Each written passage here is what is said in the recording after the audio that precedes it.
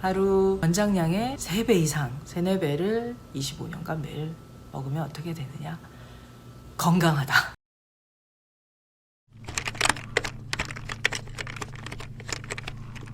제가 소금을 먹은 게 98년에 저희가 센터를 열어서 그때부터 지금까지 이 일을 해왔고, 사실 그 이전부터 이 자연섭생법을 배우고 또 실천하면서 건강을 찾은 게 그 이전이기 때문에 그 시간까지 따진다면 25년이 사실 훨씬 넘고요. 그러나 저희가 센터를 열고 운영해왔던, 그리고 이 섭생법을 전하고 소금을 세상에 좀 알리고 많은 분들이 또 오셔서 공부하고 실천하면서 건강을 되찾는 이 과정, 이 기간을 얘기하면 25년 정도 될 텐데요. 저희가 쓰는 소금이 이렇게 3g 단위로 이렇게 포장이 돼 있는 소금이다 보니까 그거 기준으로 하면은 하루에 3개, 4개, 최소 4, 5개 정도를 꾸준히 먹어왔고, 어떨 때는 7, 8개 이상 먹은 적도 있고요. 그걸 양으로 따진다고 하면 15g 이상이 되겠죠. 그래서 세계보건기구가 얘기하는 5g 기준으로 얘기하면 최소 3, 4배 정도에 되는 소금을 25년간 매일 그 이상을 먹어왔다고 할 수 있습니다. 그럼 과연 어떻게 됐냐? 지금 보시다시피 멀쩡하고요. 멀쩡한 정도가 아니라 나이대에 비해서 훨씬 좀 건강하고, 또 보시다시피 머리숱 풍부하고 까만 머리를 잘 유지하고 있습니다. 시력도 굉장히 좋고요. 그리고 고혈압, 당뇨, 여러 가지 성인병에 문제가 될 만한 수치 전혀 이상이 없고, 별다른 지병이 없을 뿐만 아니라 산을 탄다든지 달리기를 한다던가 정신적인 활동이나 또 무언가를 하려고 했을 때 그때도 생각하는 대로 몸이 아직은 좀 잘 따라가주는 그런 상황이라 체력도 좋은 편이고요. 수면의 질도 좋고 변비 이런 것도 별로 없고, 그래서 하루 권장량의 3배 이상, 3, 4배를 25년간 매일 먹으면 어떻게 되느냐? 건강하다. 그리고 또래보다 훨씬 젊다, 활기차다, 체력이 좋다, 지치지 않는다, 이런 얘기 좀 드리고 싶네요.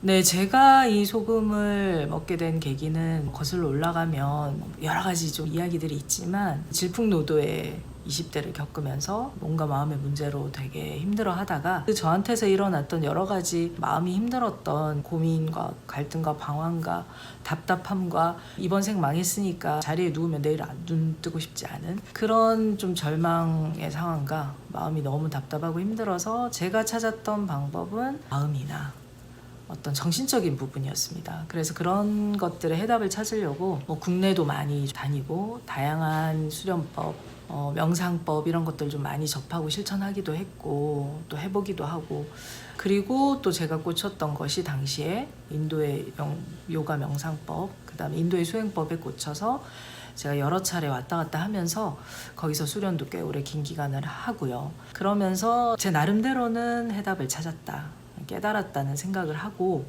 그리고 다시 이제 한국에 돌아오고, 근데 또 막상 여기에 제가 속한 이 사회, 이 공동체에서 뭔가를 하려고 하면 더 적응이 안 되고 더 답답하고 더 괴롭고, 그래서 다시 또 가게 되고 또 오게 되고, 이런 것들을 좀 반복하다가 어느 날 제가 이 모든 여정을 함께하고 있었던 이 몸에 대해서 한 번도 제가 생각을 해본 적이 없다는 걸 알게 됐습니다. 그래서 그것이 아름답고 위대한 이상이라고 할지라도, 그리고 내가 정신적으로 또 마음이나 이런 부분들이 깨달음이 왔고 생각으로는 깨달았다고 하더라도 결국은 몸이 바뀌지 않으면 안 되는구나.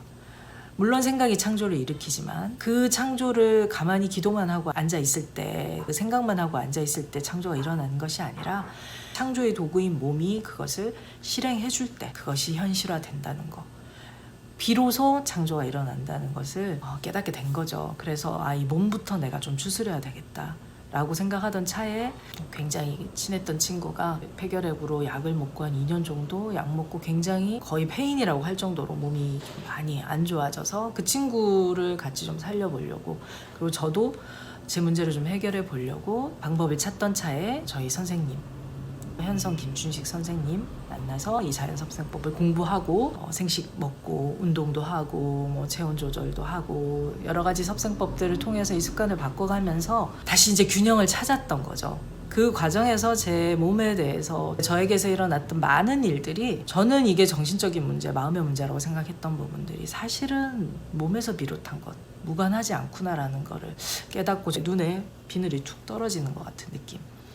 그동안 내가 껴왔던 필터를 통해서 제대로 어떤 실체를 보지 못하다가 있는 그대로의 모습으로 바라볼 수 있게 되는 직관, 그런 힘을 좀 얻었다고 할 수 있습니다. 그래서 섭생법의 여러 가지 내용들 중에서 첫 번째가 이제 영양법인데요. 우리가 약으로 사는 게 아니라 결국 음식을 먹고 살다 보니 이 음식이 정말 중요한데 많은 분들이 어딘가 병이 나면 또 건강이 깨지면 혹시 좋은 약 없나? 아니면 수술하면 좋아지지 않나?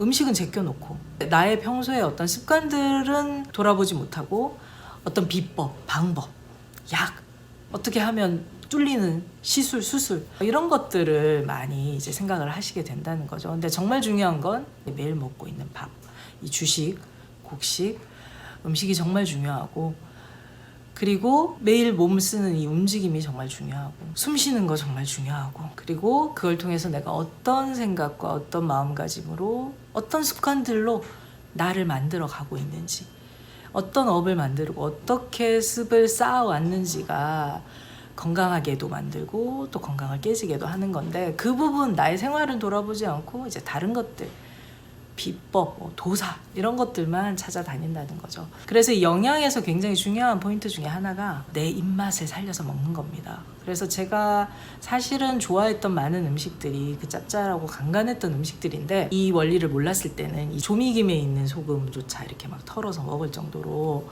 소금은 나쁘다라는 그런 고정관념이 있었습니다. 근데 이제 원리를 공부하고 보니 저는 소금이 엄청 많이 필요했던 사람이었던 거죠. 그래서 실제로 저희 선생님을 처음 만났을 때도 저를 처음 보면서 너 뭐 여기서 공부할 게 아니라 저 바닷가에 가서 바닷물을 퍼먹어라 라고 할 정도로 물론 뭐 바닷물 직접 먹으란 얘기는 아니지만 그 정도로 소금이 필요했던 상태였던 거죠. 저의 상태는 소금이 사실 굉장히 필요했던 사람인데 몸이 원하는 대로 먹지 못하고 하다 보니까 굉장한 불균형 상태였던 거.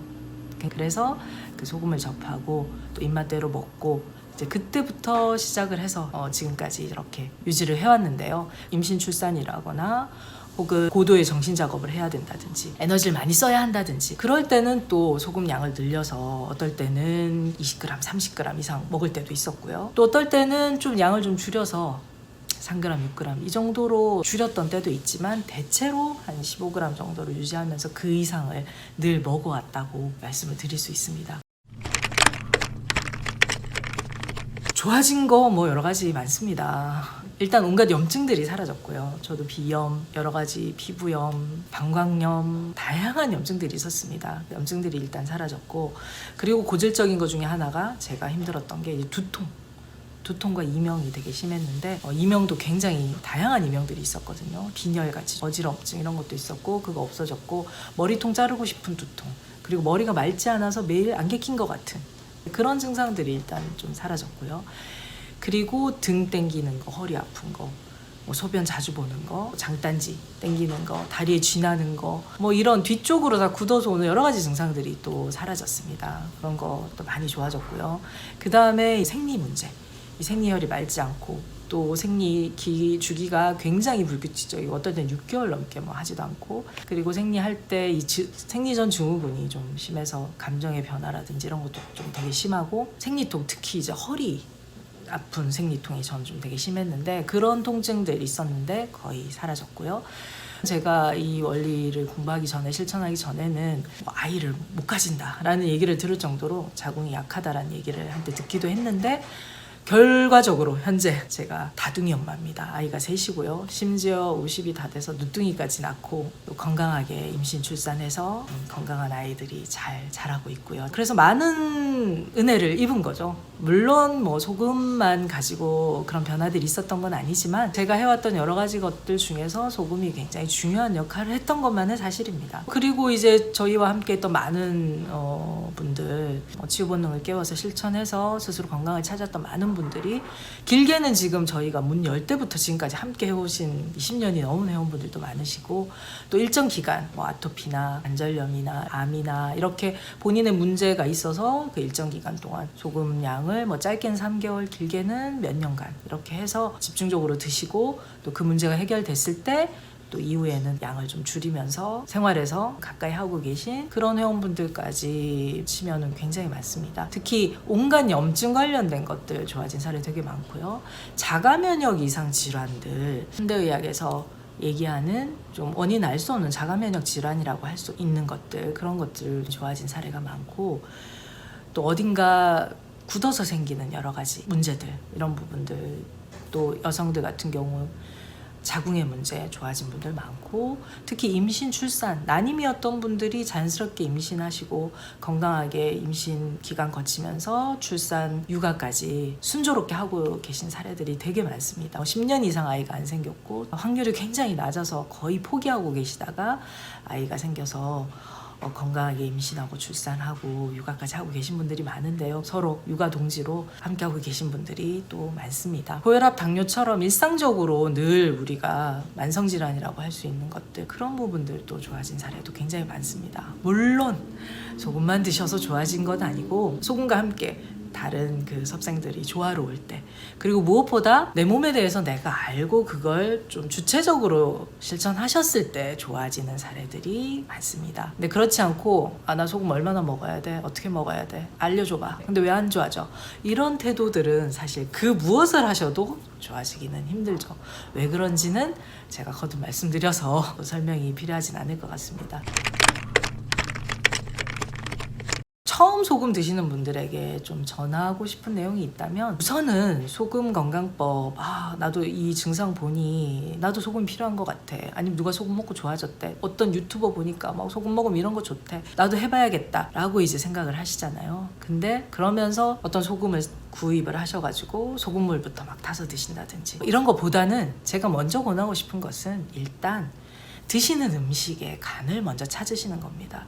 입맛을 먼저 찾으시는 거죠. 그래서 보통은 보면 좀 잘못하고 계신 게 소금물을 따로 챙겨 드시고 좋은 소금 드신다고 하면서 음식은 완전히 그냥 예전 드시던 대로 싱겁게 드시거나 그냥 대충 드시거나 뭐 간이 안 맞는데도 그냥 드시거나 하는 분들이 많습니다. 그러지 마시고 음식을 일단 맛있게 드셔야 합니다. 그래서 음식의 간을 먼저 하시는 것 좀 추천을 드립니다. 근데 우리가 나가서 먹을 일이 많다 보니까 간이 맞지 않는 음식이 많습니다. 그래서 작은 소금병 저희 센터에서 이제 프로그램 진행하면 항상 이제 드리는 그 작은 소금병이 있는데 그런 데다가 소금을 넣으셔가지고 간을 해서 드시는 거죠. 나한테 맞게. 그래서 뭐 소금 더 주세요 뭐 이런 얘기 할 일 없이 보통 소금 더 주세요 하면 소금 주시는 분들도 있지만 대개는 짜게 먹으면 안 되는데 얘기가 먼저 나오거나 소금을 달라고 했는데 다대기를 갖다 주신다든지 양념장을 주신다든지 그러면은 간은 여전히 안 맞는 상태에서 뭐 매운맛만 더 아니면 소스 맛만 더 강해지면서 내가 원하는 그 간을 찾기가 어렵습니다. 아니면은 맛소금이라든지 아니면은 조미료나 이렇게 소금이 없는 그런 집들도 꽤 있습니다. 그래서 좋은 소금을 잘 챙기셔가지고 간을 해서 내 입맛에 맞게 드시면 정말 맛이 없었는데 아니면 뭔가 애매했는데 먹고 나면 불편했는데 근데 그 소금 간을 해서 드시는 순간 맛도 살아나고 드시고 나서도 속이 편안하고 그러면서 점점 나의 입맛을 찾아가시면서 진짜 내 몸이 원하는 것, 내 몸이 원하는 염도와 맛을 찾으실 수 있게 됩니다. 먼저 하시면서 그리고 식사 외에 이제 오후 시간대에 소금차 한 잔 정도 제가 짠맛의 힘에 소금차 레시피를 잘 써놨는데 한 300ml 정도 너무 많은 양을 처음부터 드시지는 말고요. 그래서 한 1% 정도 되는 소금 정도 드시면 좀 적당하실 텐데 이것도 양을 조절하시면 됩니다. 더 간간하게 하시거나 더 담백하게 하시거나 맞는 상태로 하셔서 따뜻하게 소금차로 먼저 1, 2주 정도 시작을 해보시고 괜찮다 좀 익숙해졌다 하시면 그 다음에 소금물이나 아니면 소금을 드시고 물로 이렇게 삼키는 좀 더 적극적인 방법 찾으시면 좋을 것 같습니다. 그리고 어느 정도 얼마나 어떻게 먹어야 되느냐는 결국 내 몸이 알고 있습니다. 몸이 원하는 만큼 드시면 되는데요. 그러려면 몸이 보내는 다양한 신호들의 의미 이 증상들의 의미를 스스로 이해하고 계셔야 됩니다. 뭐 일일이 다 물어볼 수가 없는 거죠. 그래서 저희가 늘 많은 분들에게 알려드리고 강조하고 있는 게 내 몸 공부를 하시라는 겁니다. 다른 사람 통계, 전문가 얘기 다 필요 없고 내 몸에 대한 탐구를 먼저 하셔야 되는 거죠. 내 몸이 정말 뭘 원하는지, 무엇이 부족한지, 또 어떻게 했을 때 행복한지, 기쁜지, 맛있는지.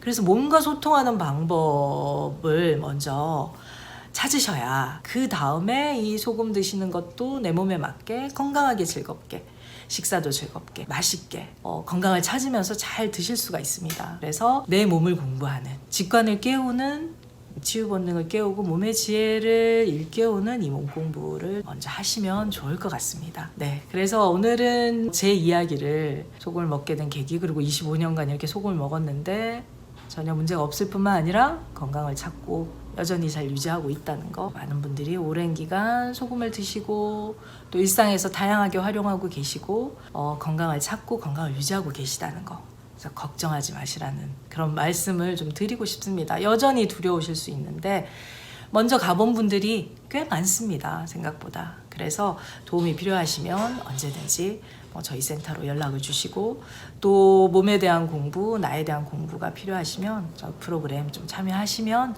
더 많은 도움이 되실 것 같습니다. 지금까지 짠맛의 힘의 저자 김은숙이었고요. 내용 괜찮으셨다면 구독, 좋아요, 알림 설정 꼭 부탁드립니다. 다음 시간에 또 유익한 내용으로 찾아뵙겠습니다. 고맙습니다.